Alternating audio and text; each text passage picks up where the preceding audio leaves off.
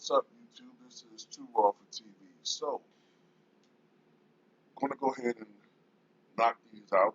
All right, just trying to knock them out. So, just do a brief recap, a little bit more detailed recap. At number 10, I had Patrick Ewing, who played professionally from 1985 to 2002, mostly for the New York Knicks. He did reach the NBA Finals in 1994, and technically in 1999, though he did not play uh, in that series.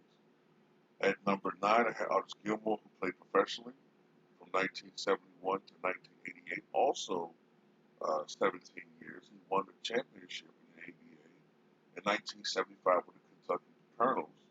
In fact, he was named the ABA Playoffs MVP. At number 8, Big George Mikan, who played professionally, I believe it was 1947 through, 1956. And during that time span, he won 5 NBA championships, including 3 consecutively with the then Minneapolis Lakers. He also won 2 titles. I believe it was in the NBL. So technically, George Mikan won 7 championships or 7 league titles. All right, so at number 7, the Admiral David Robinson, who was drafted in 1987 but did not actually play for the Spurs until 1989. Played his entire 14-year career with the Spurs from 1989 to 2003. Of course, he won 2 NBA championships, one in 1999, the abbreviated season, and one for good measure in 2003, his swan song season in the NBA. He was one of the best centers, one of the best players, top 10 players, I would say, in the NBA during the early to mid 1990s. And number 6, Moses Malone, perhaps the most underrated all-time great, along with Bob Bennett. Played professionally from 1974 to 1995, 21 seasons, 21 professional seasons, starting in the ABA with the Utah Stars, but he most prominently played with 2 franchises, the Houston Rockets, where for a period of time he was the best, arguably the best and most dominant player in the NBA, and also with the Philadelphia Sixers, where he won a championship during the 82-83 seasons. Later on in his career, he became a little bit more of a journeyman, but still was a solid player, giving you, late into his career, still solidly giving you 18 points and 9 or 10 rebounds per game. All right, number 5, Bill Russell. That was a controversial ranking. I knew it was going to be. It was one of the more um, precarious decisions I've made, but I feel right about it. Bill Russell's the ultimate winner, winning 11 championships. But as I've said before, championships are not the measure of how great a player is, because a championship is, by and large, a team accomplishment. And when you look at certain holes in his game, I can't help but think that Bill Russell is a great player, but he's not as great as some people make him out to be. But at the same time, he's not nearly the scrub that some people make him out to be either. So I feel pretty good putting him in that ranking. Played 1956 to 1969. Was in the NBA Finals 12 of those 13 seasons. The only year that he missed the NBA Finals, 1966-67, when they were eliminated, I believe, in the Eastern Conference Finals by the Philadelphia 76ers, beaten finally by his longtime nemesis, Wilt Chamberlain. Number 4, Shaquille O'Neal. All right, Shaq, one of the most dominant centers we've ever seen. Played from 1992 to 2011. Won 4 NBA championships, 3 with the Lakers, 1 with the Miami Heat. Toward the latter parts of his career, he did become a journeyman. Struggled as the game was beginning to change, and his style of play was getting out of favor with the league. Struggled a little bit toward the end of his career, but he was the most dominant player in the league for a good 10-year span. I'd say from 1993 to 2000. Even though I don't think he was the best during that time period. He was the Jordan. 3, of course, Hakeem Dream Olajuwon, who played from 1984 to 2002. One of the most skilled players ever, the most skilled big man ever, one of the greatest post scorers, one of the great scoring big men, one of the great rebounding big men, one of the great shot blocking big men, and of course won 2 NBA championships back to back, 94 to 95, which helps cement his overall greatness as a player, including an incredible 1995 championship run. This brings me to number three. Number two, excuse me. Number two, greatest big man of all time, Wilt Chamberlain, who actually has a case for not only to be the greatest big man, but the GOAT. Wilt is actually my favorite player. Some people mistakenly think it's Jordan, but as a personality and as a player, and just to study him, Wilt is a great study. He had a bigger than life personality. Did he exaggerate sometimes? Absolutely. But the separation from the man and the myth was not that big. Um, did he sleep with 20,000 women? I don't know. That might be a gross exaggeration. Um, but I'm pretty sure that he slept with more women than most of us could dream of. I'll put it like this, like that. Wilt Chamberlain, I think in recent years, as the NBA wants to focus more on perimeter players, and as you have more and more talking heads who have absolutely no historical knowledge whatsoever of the NBA before 1995, honestly, it's getting that bad. Um, you know, Wilt is becoming more and more marginalized historically. Okay, and on my channel, I'm not going to tolerate that. I'm not going to push these anti-Wilt narratives, and I'm here to set the record straight about them. Now, did he have holes in his game? The most glaring hole in Wilt Chamberlain's game was his free throw shot. Okay, that's one of the main reasons why I have to put a large, Abdul-Jabbar ahead of excuse me, Abdul-Jabbar ahead of Wilt Chamberlain for a couple of reasons. Abdul-Jabbar, although he wasn't as individually dominating um, as Wilt was, he was a bit more well-rounded. He was a much better foul shooter, um, and his resume is just better than Wilt's. His resume. However, as an NBA player, as a force, we've never seen anything like Wilton, Norman, Chamberlain. And a lot of people like to minimize his accomplishments by saying, well, he's 8 feet tall playing against a bunch of 6'2" midgets, which is bullshit. Okay?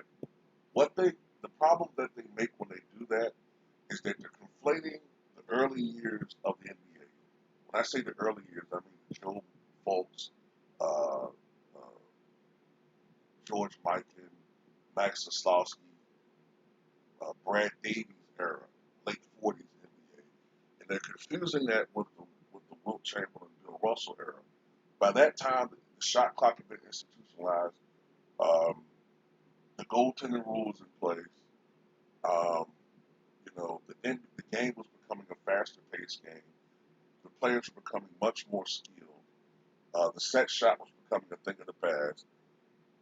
Modern day jump shooting and ball handling, that skill set had improved so much from what you saw the first couple of years in the NBA. Okay? So by the time Wilt Norman Chamberlain came to the league in 1960, the game had modernized so much. Okay? When Wilt came into the NBA in 1959, 1960, I think the average height of players, I think, was 6'4". Today it's 6'6".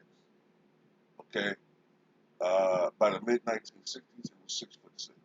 So you know, so this notion that players were so much smaller then is bullshit. Okay, let alone the fact that Wilt played against many Hall of Fame big men. Okay, whether you're talking about, of course, Bill Russell, whether you're talking about Selma Beatty, whether you're talking about Walt Bellamy, whether you're talking about, of course, later on when there was really a glut of great big men coming into the NBA. Whether you're talking about Willis Reed, or whether you're talking about Bob Lanier, or Wes Unseld, who was one of the few people to win MVP his rookie year, Elvin Hayes, Kareem Abdul-Jabbar, of course, later on Artis Gilmore, and many others. And remember, I've named more Hall of Fame centers just now than you have right now with 30 teams. Back in that era, there were only 8 to maybe 17 teams during the duration of Wilt's career. So he's playing against a lot of Hall of Fame big men at that time. Okay, a lot of them. Not to mention some pretty good secondary and third tier centers as well. And Wilt was not the tallest center in the NBA when he was playing. You know, so that needs to stop. Wilt was a dominant weapon that we had not seen before. We had not seen before, and really since, that combination of size, strength, speed, and athleticism. Now, Dwight Howard was very big, very strong, uh, very athletic, but he wasn't quite the athletic specimen that Wilt Chamberlain was. Okay, um, Wilt Chamberlain, when he was growing up, was actually in training to be an Olympian type athlete. He was not focusing on basketball until I would say maybe until he was I think maybe by the time he was into high school, growing up in Philly, basketball was the mecca sport. That's when he began focusing on basketball. Maybe I'd say around the early 50s. Okay, um, but when he was growing up, he was focusing more on high jumping, shot putting. He was focusing on, I guess, what he considered manly events, manly sports. Wilt was much bigger than average, of course, growing up. And even at, I think at age 10, he was already 6 feet tall. And by the time he entered high school, I think he was 6'9". So he was already this athletic specimen.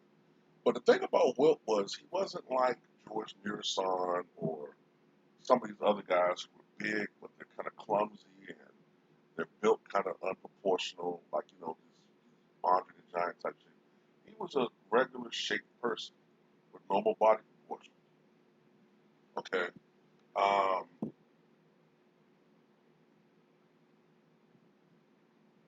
in high school, he started with the Overbrook Panthers. And during his time in Overbrook, he led his team to, I believe, 2 city titles. Okay. 2 city titles. And during his third and final season, I guess his senior year in Overbrook, in 3 consecutive games, he scored 74, 78, and 90 points. The Panthers won the Pacific League a third time, beating West Philadelphia 78-60. And in the city championship game, they met West Catholic once again, scoring 35 points. Chamberlain led Overbrook to an easy 83-42 victory. After 3 years, Chamberlain had led Overbrook to 2 city championships, logged a 56-3 record, and broken Tom Golder's high school scoring record by scoring 2,252 points, averaging 37.4 points per game. After his last Overbrook season, more than 200 universities tried to recruit the basketball prodigy. Among others, UCLA offered Chamberlain the opportunity to become a movie star. The University of Pennsylvania wanted to buy him diamonds And Chamberlain's Panthers coach Moses was even offered a coaching position if he could persuade the center. This is how heavily touted Wilt Chamberlain was. Now imagine if he was in today's era with all of the media and social media hype and hoopla. Okay?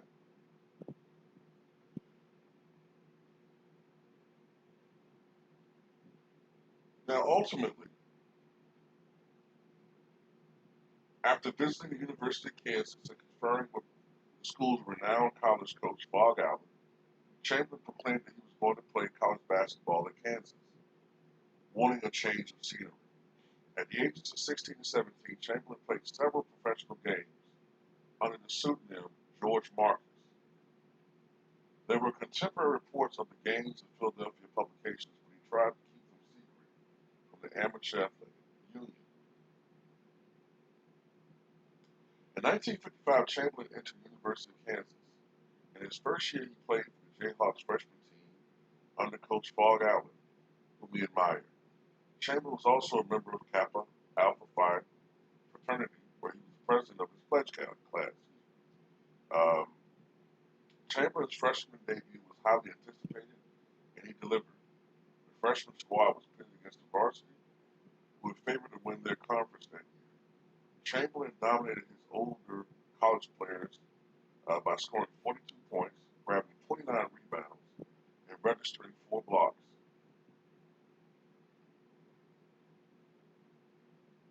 Chamberlain's prospects of playing under Allen ended, however, when the coach turned 70 shortly thereafter and retired in accordance to KU regulations.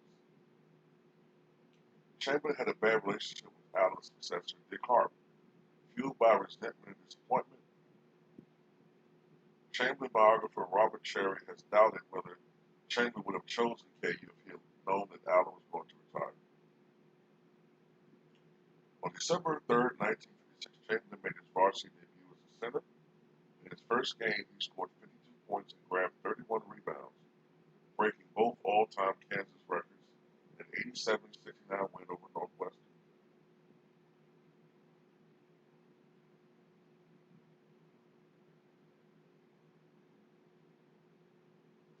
In Chamberlain's junior year of 1957, 58, the Jayhawks matches were even more frustrating for him. Knowing how dominant he was, the opponents resorted to freeze ball tactics and routinely used 3 or more players to guard him. A teammate of his commented once, "It was not fun basketball. We were just out chasing people, throwing the basketball back and forth." Nevertheless, Chamberlain averaged 34 points per game for the season and led the Jayhawks to an 18-5 record, losing 3 games while he was out with a urinary infection.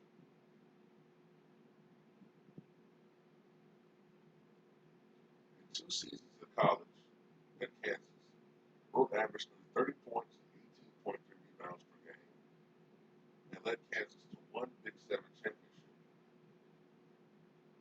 By the time Chamberlain was 21 years old, he had already been featured in Time, Life, Look, and Newsweek magazines. After his frustrating junior year, Chamberlain wanted to become a professional player before finishing his senior year. However, at that time, the NBA did not accept players until after their college graduating class had been completed. Therefore, Chamberlain was prohibited from joining the NBA for a year and decided to play with the Harlem Globetrotters in 1958 for a sum of $50,000, or the equivalency of about $460,000 in today's money. Chamberlain became a member of the Globetrotters team that made history by playing in Moscow in 1959.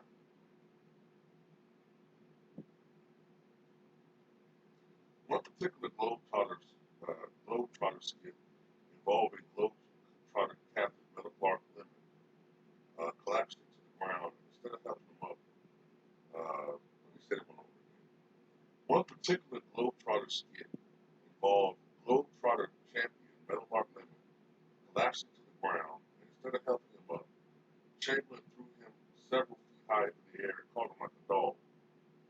Chamberlain was the strongest athlete who ever lived, 210-pound Lemon later recounted.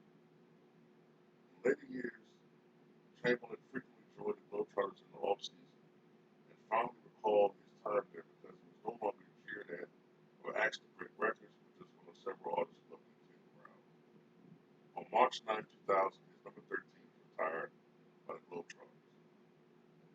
On October 24, 1959, Chamberlain finally made his NBA debut, starting for the Philadelphia Warriors. Chamberlain immediately became the NBA's highest paid player when he signed a $30,000 contract. In comparison, the previous top earner was Bob Cousy of the Celtics, who had a $25,000 contract.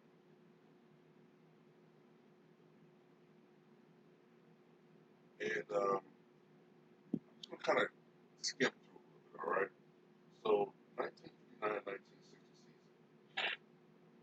Wilt Chamberlain individually just put up numbers that blew away what people thought was humanly possible.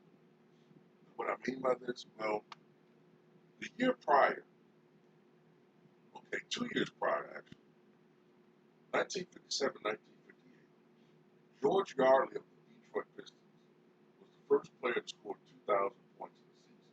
Right? I think he averaged 27.8 points per game.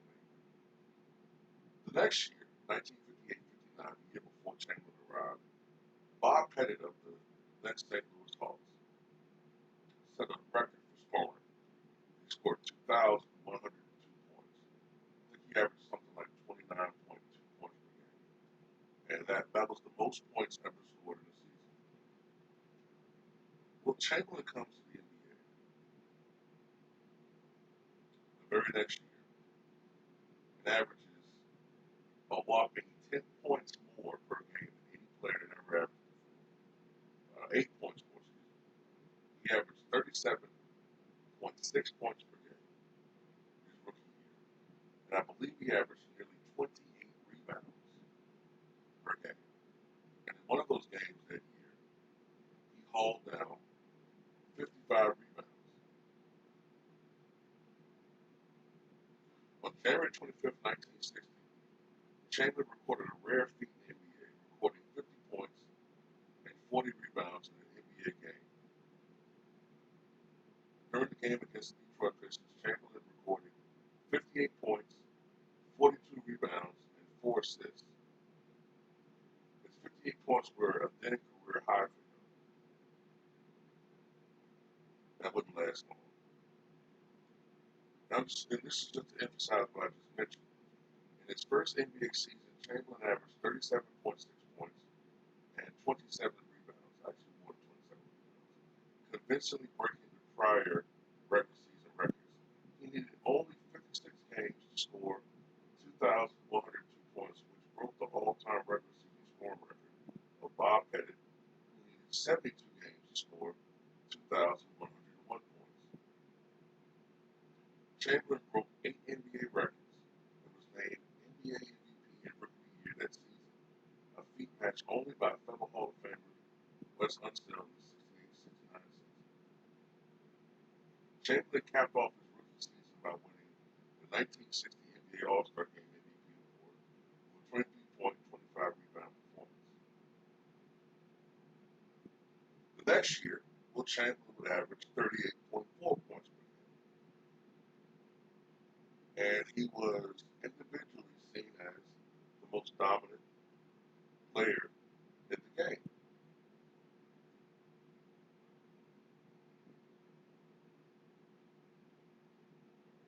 The 1961-62 season, the Warriors were coached by Frank McGuire, and it was Frank McGuire who strategized that Wilt needed to average 50 for them to get over the hump, because he noticed that usually the Boston Celtics won by 8 to 10 points. So he figured that when Wilt is averaging 38 points, maybe he needs to average 50 for them to win. Wilt became the first and only player, and I'm pretty sure he's going to be the only player that ever in history to surpass 4,000 points. He scored 4,029 points during the 1961-62 season. He averaged 50.4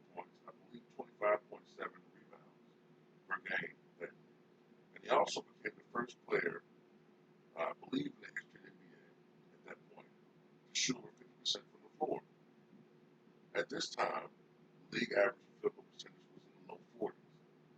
A lot of that had to do with, the fact that the way the game was played and several other factors. They hadn't uh, widened the lanes yet as they would by the 1964-65 season, which helped with spacing and also made the dominant center position a little bit less dominant.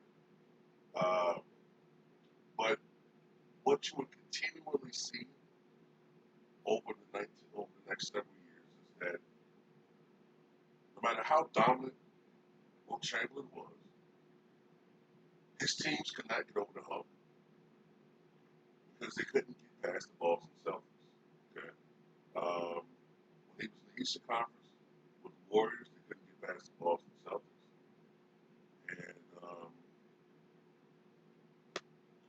that was pretty much the problem. Boston just had too great an overall team, and the problem was this: the Warriors had to worry about not necessarily Bill Russell, but the backcourt tandem of Bob Cousy or Bill Sharman, or later on Bob Cousy and Sam Jones. Okay, their backcourt couldn't match up with Boston's backcourt, nor could they contain John Havlicek coming off the bench, nor could they contain Tom Heinsohn. If they could just worry Wilt enough to hold him to a 30 or 40-point performance, they had enough to win because the other players weren't really great scoring threats. I mean, they could score to an extent, but by that point, Paul Arizin was ancient. They didn't really have any other great scorers like that. Okay, so that was one of the problems. Boston had more weapons offensively, and Boston had a great defensive team, and they often doubled and triple teamed Wilt. But despite this, Wilt was so dominant that most of these games were still close in the playoffs. And if it was just if Sam Jones missed the bucket here, if Wilt made a shot here or made a free throw here or there, history would be different. Wilt would, instead of have 2 championships, maybe he would have 6 or 7, and the conversation would be different. But it was not to be. Okay. Now, ultimately, the Warriors moved from Philadelphia to San Francisco. Wilt continued to lead the NBA scoring, but he was scoring less and less and showcasing more of his overall game. He was slowly transitioning from being just a primary scorer to being a guy that was scoring more around mid-30s, but he was showcasing that he could also be a passer. Okay, he could be a playmaker, and he won 7 consecutive scoring titles that ended in 1965-66 when he averaged 33.5 points per game. After that, he was traded to the Philadelphia 76ers, and he changed his game completely. He became a playmaker. This is when he was averaging more around 23, 24 points a game, still averaging 23, 24 rebounds per game, but he wanted to show that he was a tremendous passing big man, and he was. He became the only center to lead the NBA in passing. All right. Now, in those days, it was not per game, but it was total. So, in 1966-67, Wilt Chamberlain was part of one of the great teams ever, 68-13, and they romped to the NBA championship. They beat the San Francisco Warriors, who were then led by Rick Barry, the high scorer Rick Barry. They beat them four games to the NBA Finals. Now, ultimately, Wilt Chamberlain was traded to the Los Angeles Lakers. I believe it was before the start of the 68-69 season. And Wilt Chamberlain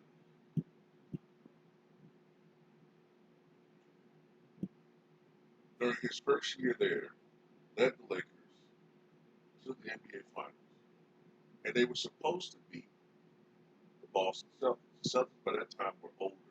This was to be Sam Jones and Bill Russell's last seasons. And, you know, the Lakers had the fresher team. Now, this is one championship that they should have won. And a lot of people blame Wilt Chamberlain for it. It's not entirely his fault. Okay? It's not. The coach at the time, I think his name was what was his name? Butch Van Bedekoff, I think his name was. He hated Wilt Chamberlain, right? He hated Wilt Chamberlain. He wanted more credit as a coach. And he and Wilt just did not get along with each other.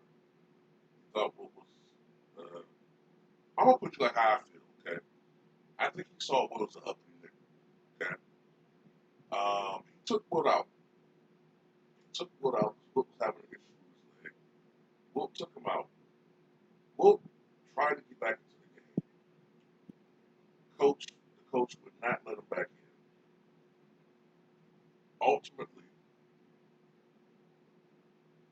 the Lakers were going to lose that game and lose the series. All right. Afterwards, Bill Russell, who immediately retired, publicly eviscerated Wilt Chamberlain, saying he was gutless, saying he didn't have the mental fortitude to win. That's why he didn't win enough. Saying that there's no way in hell he would have came back into the game, no matter how much he was hurting. And he questioned Wilt's heart, basically. They had been friends, even though they had been, even though professionally the Boston Celtics had been blowing them away. They were friends. Wilt Chamberlain was very wounded by this. And I'm gonna tell you something else a lot of people theorize. A lot of people theorize that Bill Russell kind of used their friendship to his benefit. He felt that Wilt, being that some people think that because they were friends, maybe Wilt wasn't playing mad when he was going up against Bill Russell, and maybe he wasn't as aggressive as he should have been. And when questioned about this years later in interviews, Wilt Chamberlain did say there was some merit to that, and that maybe because of their friendship, he wasn't being as aggressive as he should have been. And I think there's possibly some truth to that, because immediately afterward, when it was no longer a threat, Bill Russell started speaking his mind on Wilt Chamberlain. Okay, and they were not friends for decades. Even when you see these interviews they were doing in the 1990s before Wilt Chamberlain died, and they were acting friendly, they were still hurt feelings between the two. They didn't bury the hatchet, as far as being enemies or frenemies, until shortly before Wilt Chamberlain passed away. But Wilt soldiered on, and by this point, Wilt was trying to out Russell. By that I mean he had changed his game to the point where he was now more of just a defensive post presence, rebounder, and passer. Okay, more of a defensive. I wouldn't even say passer. He was more of what I said, a defensive presence and rebounder. Okay, who was often fourth or fifth in scoring. They were getting older, the Lakers, and in 1970, they played the New York Knicks, and many people favored the Lakers because of name recognition. Chamberlain, Baylor, West, Goodrich. I'm not talking about sure Goodrich was there. Is Goodrich still there? I don't know. I can't remember. But the New York Knicks were a very good team, and once again, there was controversy in that series. Willis Reed was hurt in Game 5. Wilt Chamberlain took advantage of this in Game 6 and scored almost 50 points, 45 points, to force a Game 7. That gets forgotten that Wilt had a dominant performance in Game 6. Game 7, Willis Reed was questionable. That was the "Oh, here comes Willis," the crowd goes wild game. Willis comes out, makes his first two shot attempts, didn't score again, but that was enough to lift the team and the second man and the sixth man, which was the crowd. And the Knicks just pretty much just ran the Lakers out of the building and won their first ever NBA championship. And Walt Clyde Frazier had one of the greatest, if not the greatest game of his career. 36 points. I think he had something like 7 rebounds, 19 assists, 6 steals. He had the greatest game of his NBA career. Take notes, John Stockton. When you're playing a pivotal game in New York, you need to show up. Okay. Now, it was starting to look like the Lakers' championship window was narrowing. Elgin Baylor was a shadow of himself. Gil Goodrich came back to the Lakers. He played with the Phoenix Suns for a while, but he came back to the Lakers. And but 1971-72 was a faded year. Okay, Elgin Baylor retired just before the start of the season, and the Lakers won 33 games in a row, which is still the NBA record for longest winning streak in a season. The closest any team has come to it was in 2012, 2013 Miami Heat, who won 27 games in a row during their 66-win season. And the Lakers won 69 games during the 72-73 season, which at the time was an NBA record. Um, the Lakers were not, these guys weren't in their prime. Okay, Wilt was basically walking on one leg. I didn't mention it earlier, but he missed most of, I think, the 69-70 season due to a devastating knee injury, which probably would have robbed a lesser player of his career. Wilt came back, wasn't nearly as mobile, couldn't leap out of the building anymore, but he still had a respectable 35, 36-inch vertical leap then, even after the leg injury. He was heavier. By this time, Wilt was around 310, 315 pounds. This was the goatee headband era of Wilt Chamberlain with the small fro. But he was cock fucking diesel and strong as a fucking ox. There have been many stories about how strong this guy was. You can look on YouTube and social media about some of the feats of strength that this guy was capable of. This is a guy that could bench press uh, close to or right around 600 pounds. Um, some people seem to think because, he's not like as big as Shaq, he couldn't do that or whatever. But I've seen I've seen video footage of Wilt picking people up. Right? There's a video footage of him in a comedy roast, one of those old D. Martin comedy roasts. Probably find on YouTube. And he picks up Red Buttons, right? Now Red Buttons wasn't a huge man, probably like 5'6", 150, 160 pounds maybe at the time. But the way he picked him up is the way that most people would pick up like a doll baby or a baby. Most people, no matter how strong you are, you could be extraordinarily strong, but to pick up another human being like that would require some type of bracing and some type of like effort. It looked like there was no effort whatsoever in picking him up. But I can go on about all of that, you know what I'm saying? The Lakers went on to win the championship in 1972. Wilt Chamberlain's last year, the Lakers were pretty much just a beaten up team by then, okay? Um, Jerry West was near the end. Wilt Chamberlain was close to being done. And the Knicks were just a fresher, more hungrier team. And they won the championship in 73. And afterwards, Wilt Chamberlain retired. All right. Now, Wilt Chamberlain was coaxed out of retirement, to be a player coach for the ABA's I think it was San Diego Conquistadors, but because of some legal reasons involving the NBA, he couldn't play. He was sort of like relegated to being a part-time coach, um, and his stint there was very short. Apparently, he didn't take his job very seriously, and then subsequently he just retired from basketball and focused on being a volleyball player. And for the rest of his life, man, Wilt was just a personality. You know what I'm saying? The guy that you would see in interviews and he would give his opinions about the state of the game. He was very critical of Kareem Abdul-Jabbar to the point where they had a semi-feud. He was critical about Michael Jordan's status as being the GOAT. Uh, he didn't say it all the time, but he pretty much thought he was the greatest player ever. All right.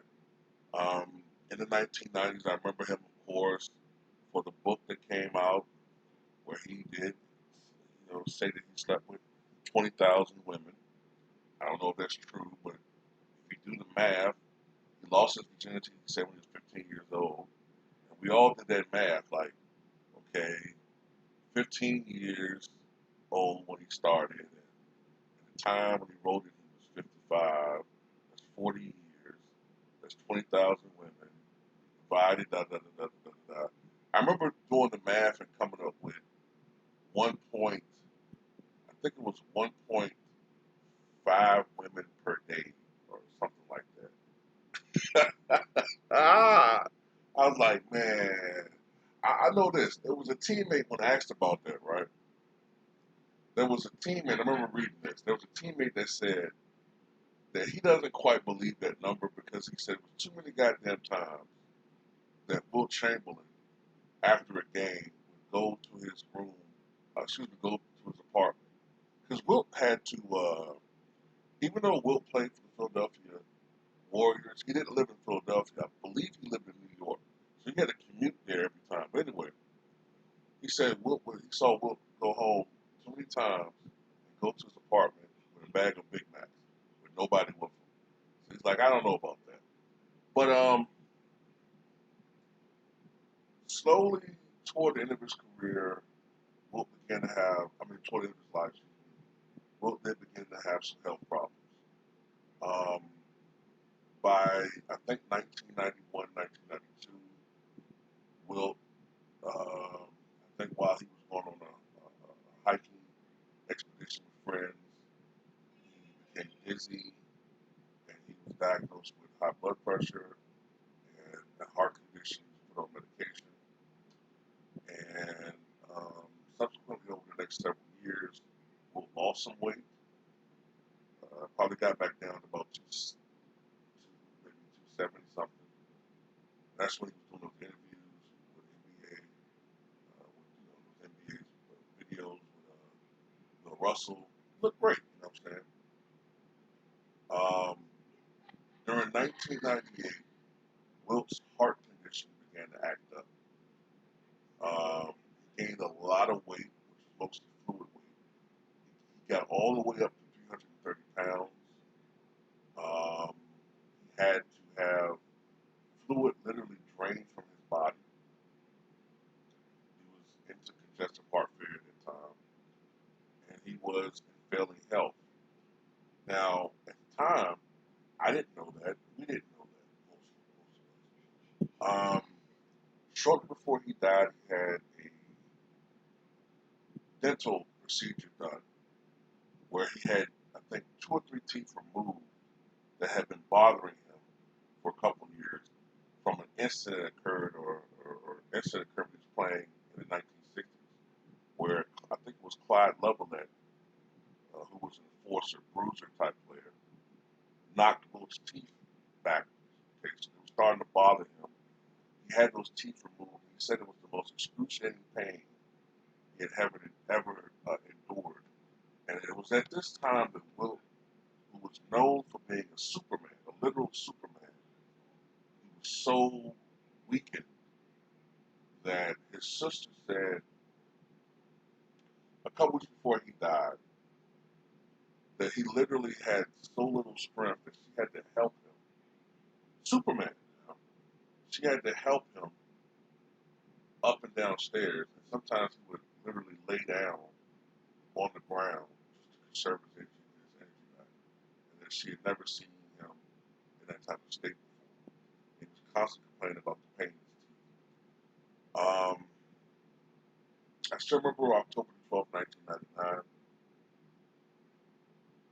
I remember it very vividly. I remember watching ESPN with a friend of mine, and that's when we saw that Wilt Chamberlain had died. And the first thing that went through my mind was, this can't be. You know what I'm saying? No. Superman, Superman doesn't die.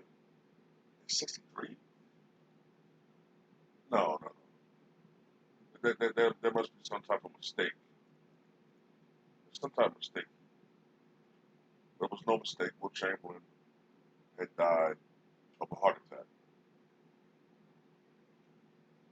And I think the sports world is still a void with him not being here today. Okay.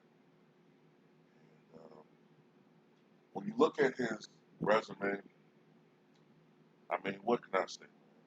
Two-time NBA champion, NBA Finals MVP in 1972, four-time league MVP, 13-time NBA All-Star, 1960 NBA All-Star Game MVP, seven-time All-NBA First Team. By the way, in 1962, even though he didn't win league MVP, he scored what was then an All-Star Game record, 42 points, which wasn't broken until Antonio Davis scored 53 points. But by then, it was sort of different to the point where, back when I was growing up, they tried to give all stars equal minutes, and now it's like they pretty much just have the starters log 30 plus minutes. But anyway, seven-time All NBA First Team, three-time All NBA Second Team, two-time NBA All Defensive First Team, 1960 Rookie of the Year, seven-time NBA Scoring Champion, a record 11-time NBA Rebounding Champion, assist leader in 1968. He's on the 35th anniversary team, the 50th anniversary team. His number 13 retired by the Golden State Warriors. His number 13 retired by the Philadelphia 76ers. His number 13 retired by the Los Angeles Lakers. That makes him the only player in the history of the NBA to have his jersey number retired by three different franchises. And his number 13, of course, as I mentioned, retired by the Harlem Globetrotters. He's the NCAA Tournament Most Outstanding Player in 1957. Two-time consensus First Team All-American, 1957-1958. Number 13 jersey retired by the Kansas Jayhawks. Mr. Basketball USA 1955. Scored 31,419 points, or 30.1 points per game. Let me mention this.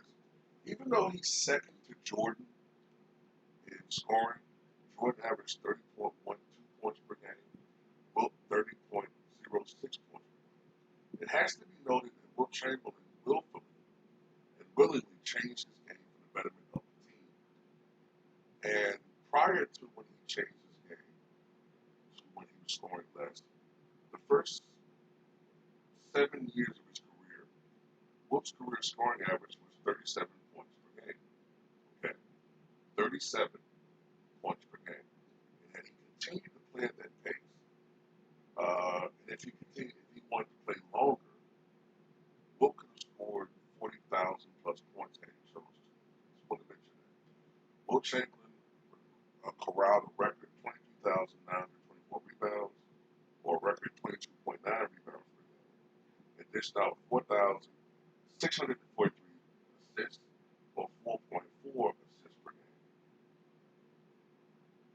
Of course, the 100-point game, the most points ever scored in one game. I believe he had 122 career Second is Jordan, way behind at 39. I believe he still holds something around, is it over 70 NBA records? I think he still holds. Some nearly 50 years after he played, he still holds over 70 NBA records. Something else I want to mention. It's strongly believed that if Wilt Chamberlain had his blocks counted during his career, he would be the all-time leader in block shots.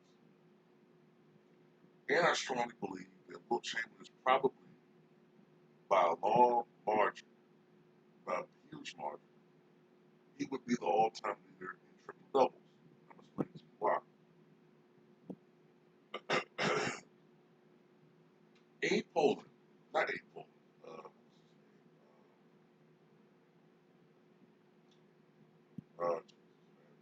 longtime statistician with the Philadelphia 76ers. I don't think his first name is Abe. The longtime statistician with the Philadelphia 76ers. He counted 112 games. He made a note of it. He counted 112 games that Wilt Chamberlain played in. Right? He kept track of his statistics. And during this stretch, Wilt Chamberlain averaged 8.8 blocks per game. Right? 9 blocks per game. They didn't count blocks back then.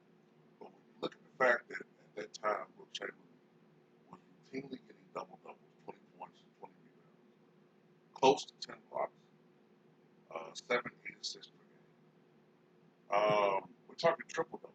Okay, it stands to reason that in the 1,045 games he played, Wilt probably had at least, this is a conservative estimate, at least 400 triple doubles.